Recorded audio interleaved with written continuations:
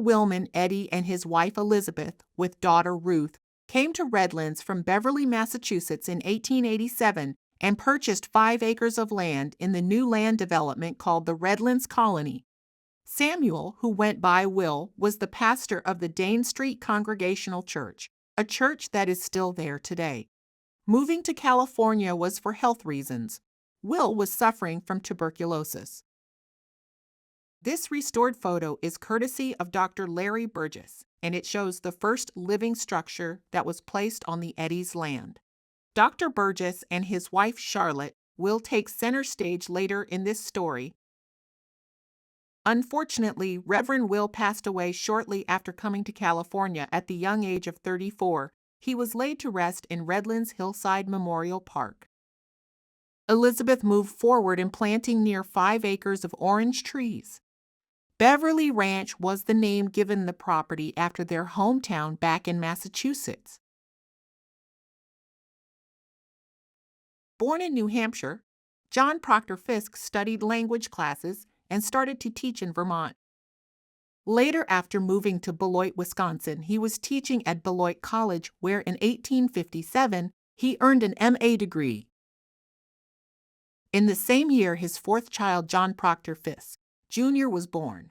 John Sr. was elected deacon in the First Congregational Church in 1865, seen here in this restored photo. John Jr. followed his father into academics, and after graduating from Beloit College, he began teaching there for a time. It appears it was just long enough to realize he did not want to be tied down in a classroom. Moving forward with this story, I will refer to John Proctor Fisk, Jr. as John. When John left Wisconsin, it appears he first traveled through the southern states before coming out west to Riverside, California. While researching our pioneers of the Inland Empire, I find that many of the stories start out with parents being born in the East, move out to the Midwest, and then the children complete the journey and move to the West. And that is exactly how John's story goes. After living in Riverside for a short time, John traveled to the Northeast and checked out a new town settlement in the southeast San Bernardino Valley called Redlands. This settlement was being developed by 2 men from Connecticut named Judson and Brown. Liking what he saw, John moved to Redlands, which became a city in 1888. According to one story, after moving to Redlands, John was walking down Orange Street and saw men grading a spot and stopped to ask what was going on and was told a bank was going to be built.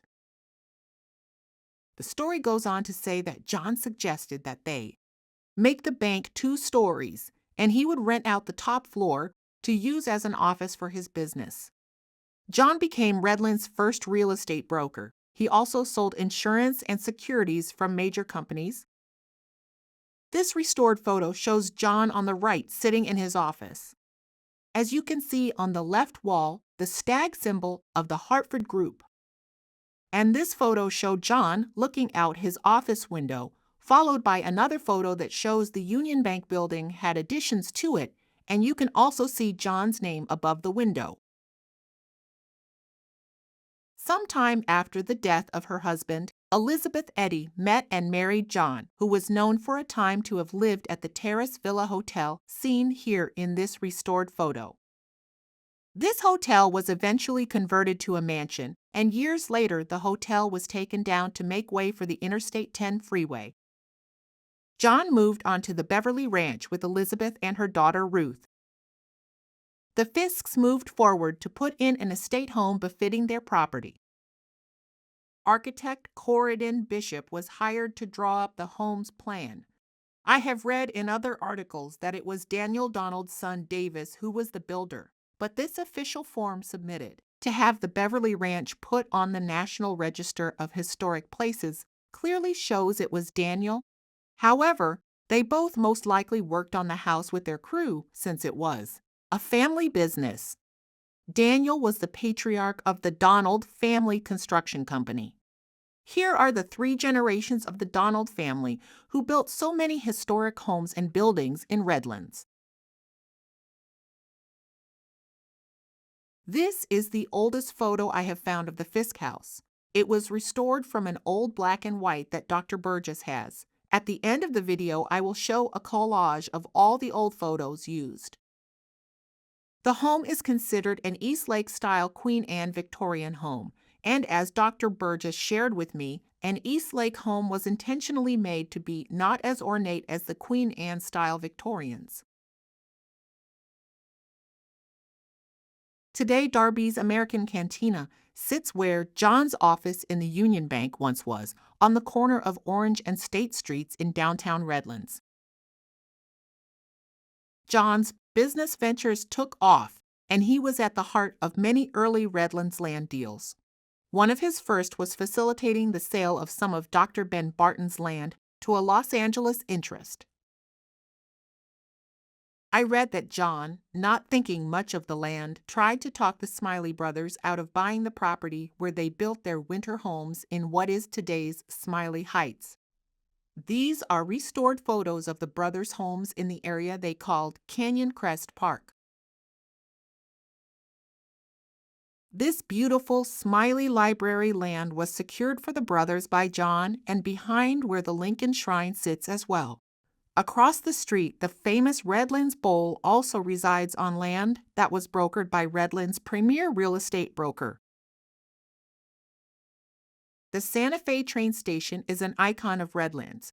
Back in the early days of the city, there were two stations.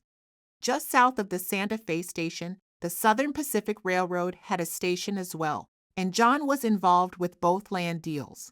The Southern Pacific station and its tracks are long gone.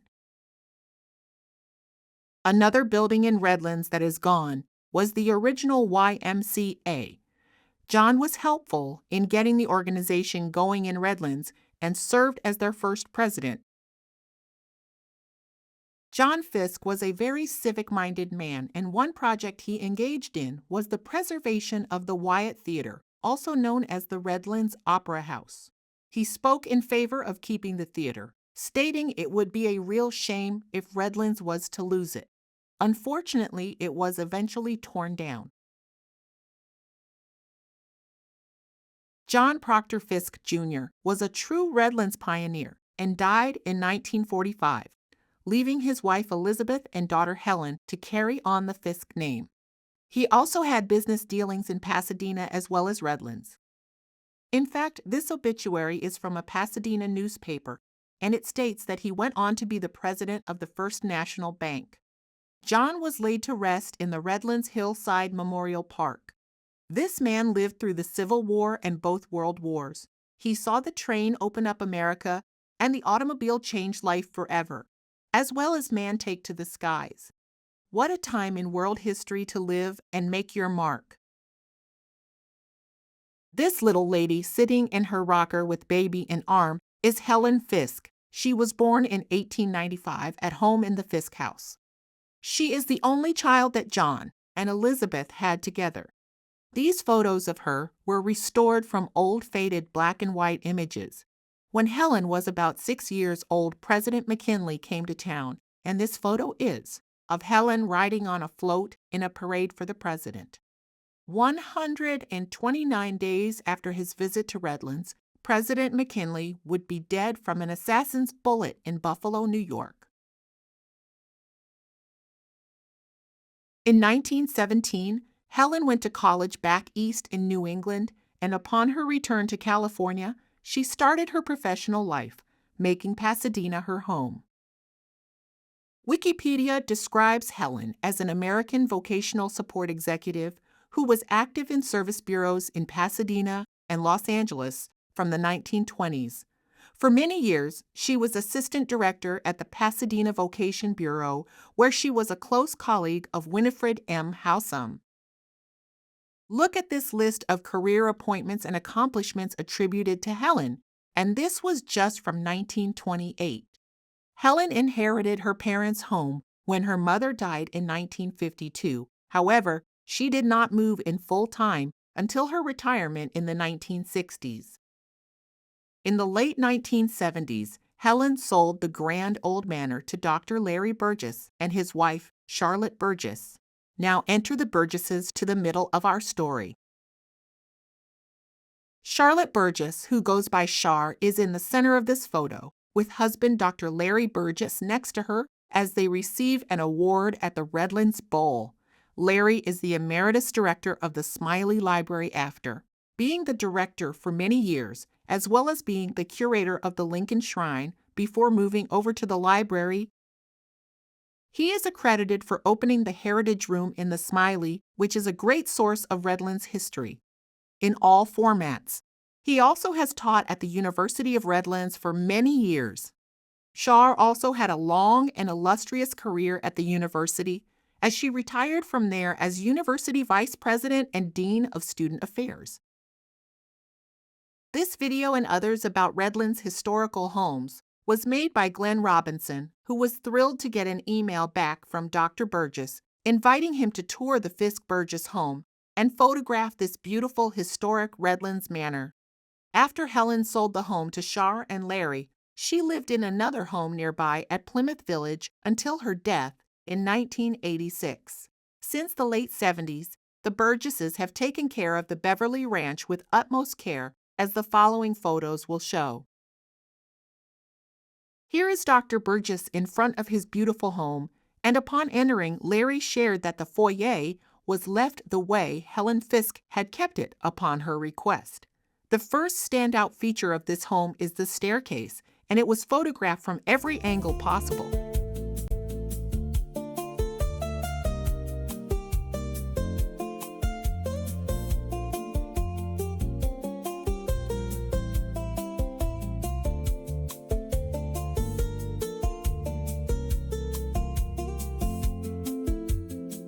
These floor plan drawings were filled in by Elizabeth Fisk, and this area she named the reception room.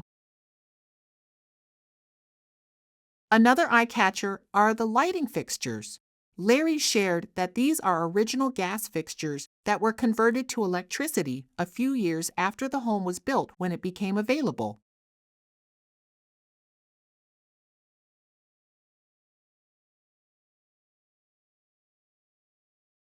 This area was the dining room before the expansion of 1910. After that, it was known as the music room, and you can see where the dining area is now with all those big windows letting in all that light. The home's expansion created several screened porches. This home is filled with special places to hang out in.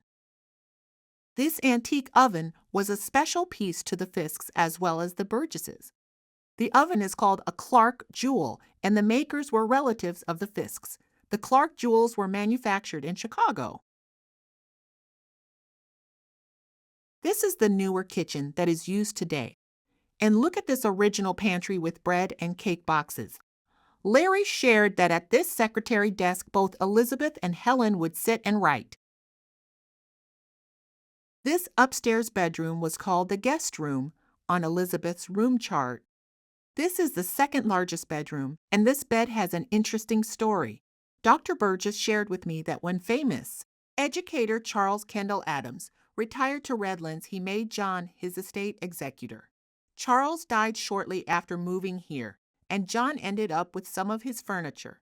Adams was the president of Cornell University, and this custom bed had been awarded to him by Cornell. The A pattern customized into the wood stands for Adams. Walnut burl wood was used, and this piece is beautiful. This whole room has a special feel to it.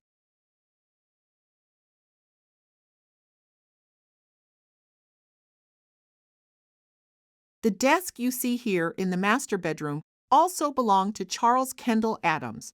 His house is called the Kendall Mansion, and Glenn has told the story on that home in a previous video.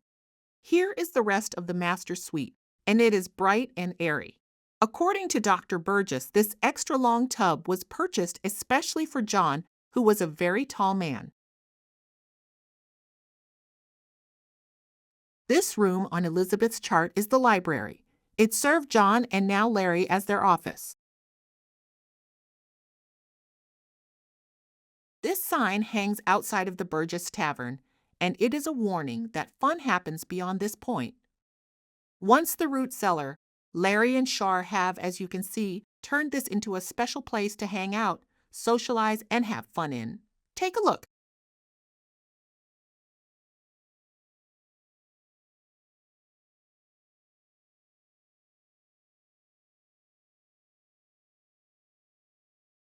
Many years after the Fisk home was built, a carport was also built. It was designed to match the style of the manor, and it was another Donald who built it. Gordon is the grandson of Daniel. On the right wall is the plaque, announcing that this property is on the National Register of Historic Places. This is as close as I can get with the oldest photo and the newest to match the angles, so you can compare the before and after of the home's expansion.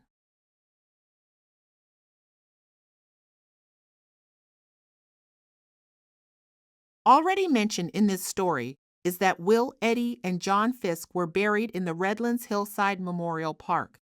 And when I went to find John's gravesite, I found that all of the people in the early history of the house and ranch are buried together. The sections has a marker that says Eddy Fisk. Reverend Will, Elizabeth, John, and Helen are all next to each other. I noticed how Elizabeth was hedging her bets in the next life by being buried between both husbands.